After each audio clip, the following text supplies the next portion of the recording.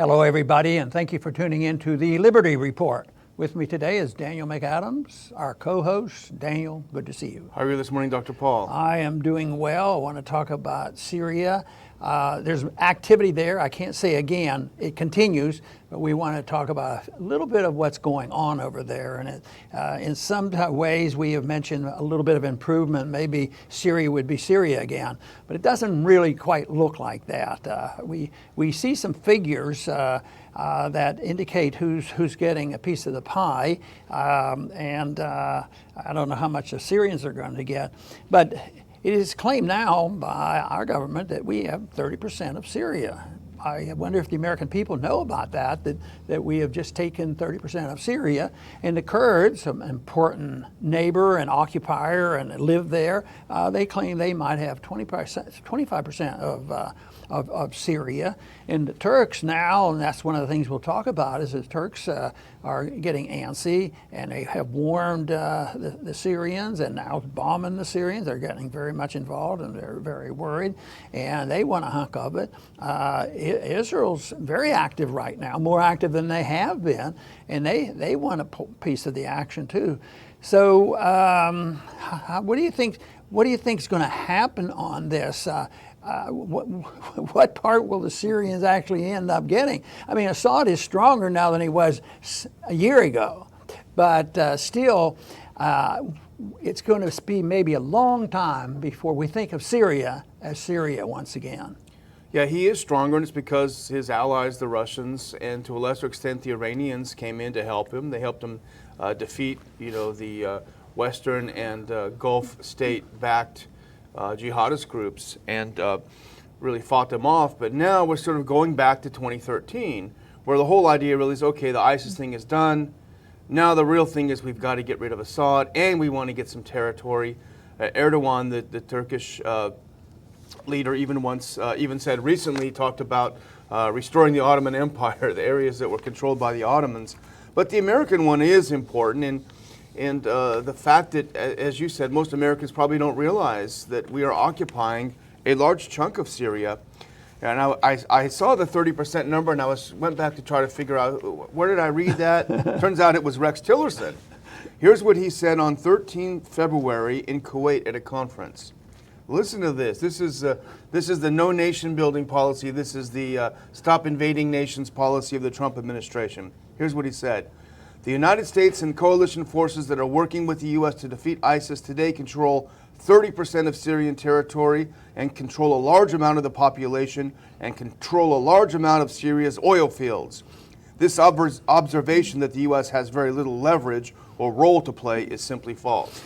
You know, when I heard that, I thought, well, do the American people know really what's going on?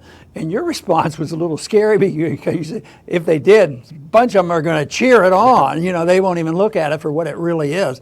But we are an empire, and we are determined to maintain it.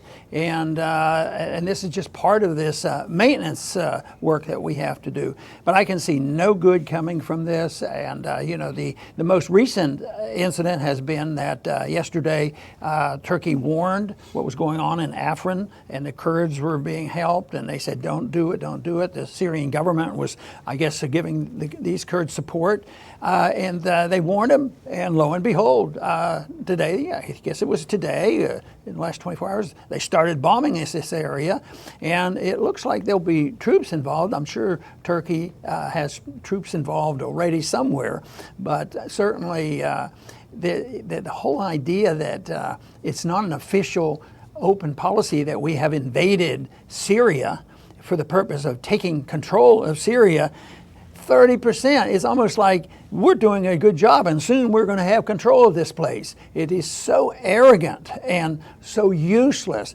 And facetiously I said, with a little bit of risk, where's the UN when they need us? But obviously I don't believe the UN is the solution. Matter of fact, it's the moral hazard of the UN and internationalism that does this. An American first foreign policy would not be getting us involved in that stuff. That is deep state foreign policy, and it's international nationalism, and it's it's all the neocon stuff. The neocons must love this stuff, this aggressive nature that we portray here. Exactly, and the reason why we wanted to talk about this today is because it is kind of breaking news because of the situation in Afrin. As we know, just a kind of a quick timeline of events, the U.S. announced a few weeks ago that we're going to create a 30,000 strong force of Kurds to guard the border. The Turks said, "Oh no, you're not. This is not going to happen." So they started military operations in Afrin, which is in northwest Syria. They started an operation against the Kurds there and warned the U.S. that it would attack the Kurds at Idbak's over in Manbij next door. And so what happened then is that the Kurds found themselves isolated because the Americans told the Afrin Kurds, we have nothing to do with you. So they were stuck trying to make a deal. What are they going to do? Turkey has invaded Syrian territory. And so they finally made a deal with the Syrian government. Hey, we need some help. Come up here and defend the territory. And that apparently is what is happening today. I don't believe it's regular military forces, but Syrian militias, Syrian government-affiliated militias that have started moving into the area, and the Turks immediately responded with some mortars fired onto the column of militia. And I always wonder how can they keep all these factions identified? There's basically the two groups is either pro-Assad or anti-Assad, and that's how it all got started. But then we have all these groups coming in, and there's 7 different groups that Israel supports, and they're probably Sunni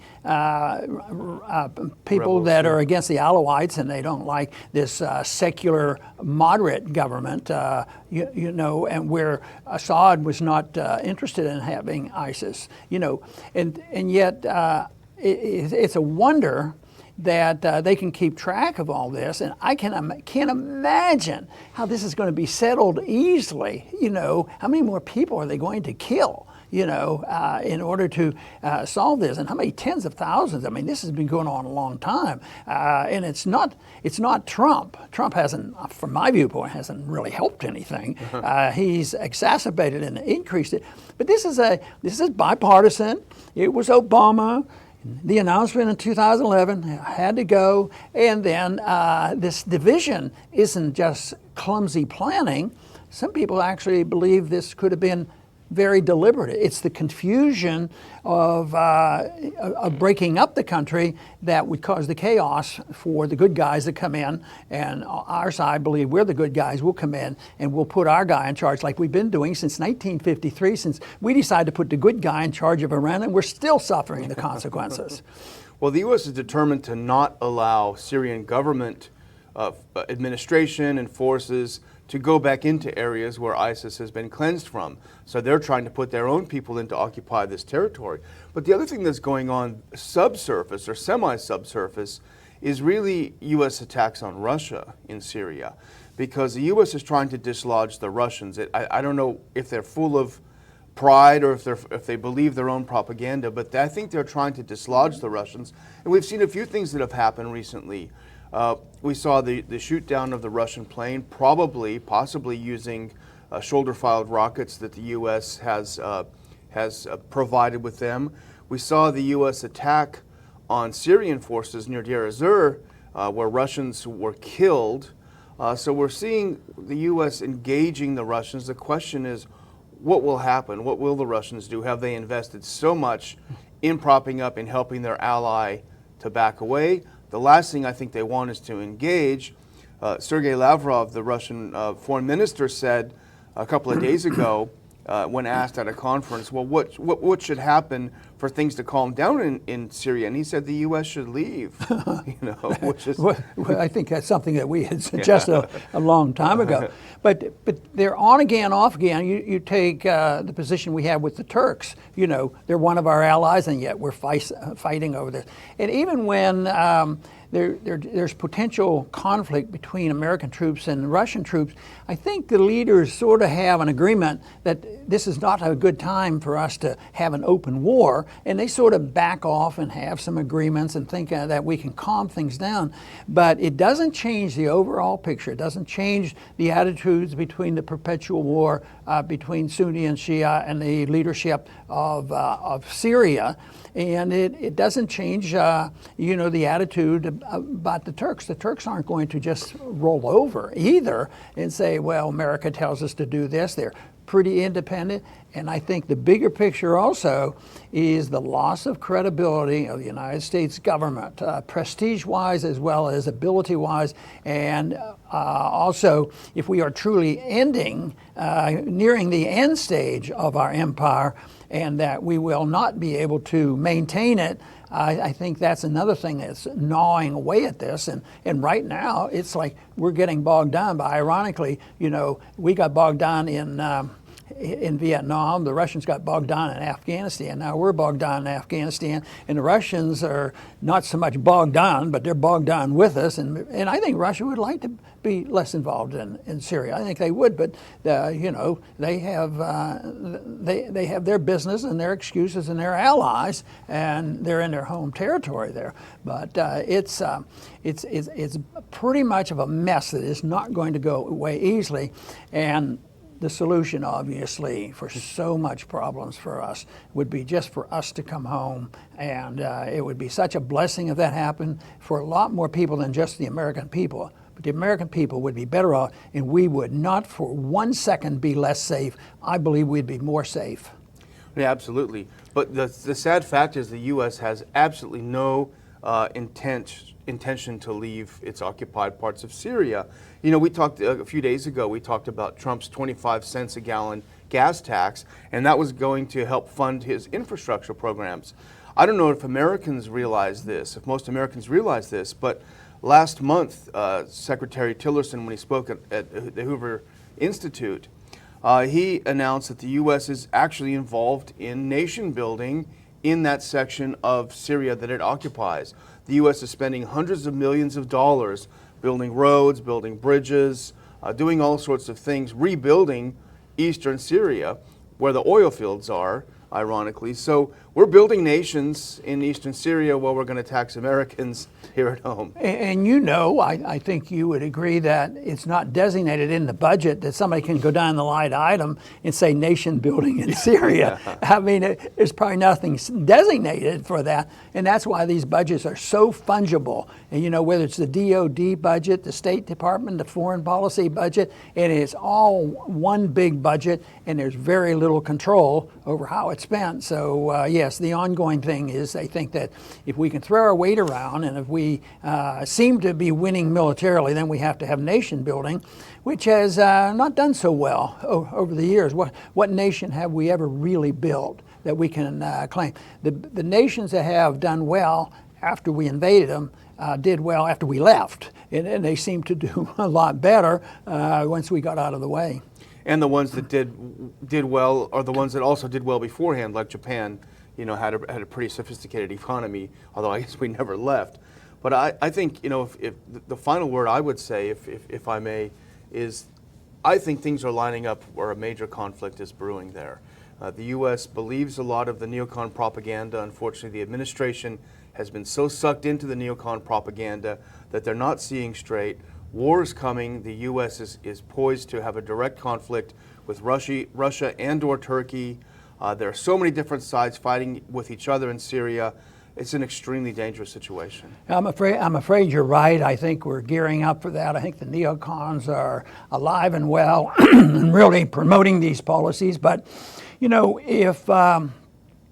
if Trump were a truly strong president, which he, comes across as a strong person, if he could only, go back to his roots, his gut instincts of the campaign on dealing with what type of relationship we should have with Russia, it would be so much better. But right now, if anything, he has drifted. So the question that a lot of people ask me, what do you think's happening? Was he always a neocon? Is he have pressure on him? What kind of pressure? How do they get him to do this? But I still hear him saying things that make me think that maybe he would like to be, a closer ally with Russia. But the media comes down so hard on him and beats up on him. Yeah, we did that, but what is it? But he's never criticizing Russia.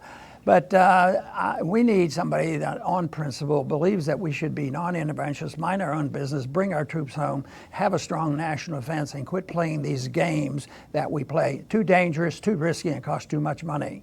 That's why we here in this panel, in this channel, we support a non-interventionist foreign policy.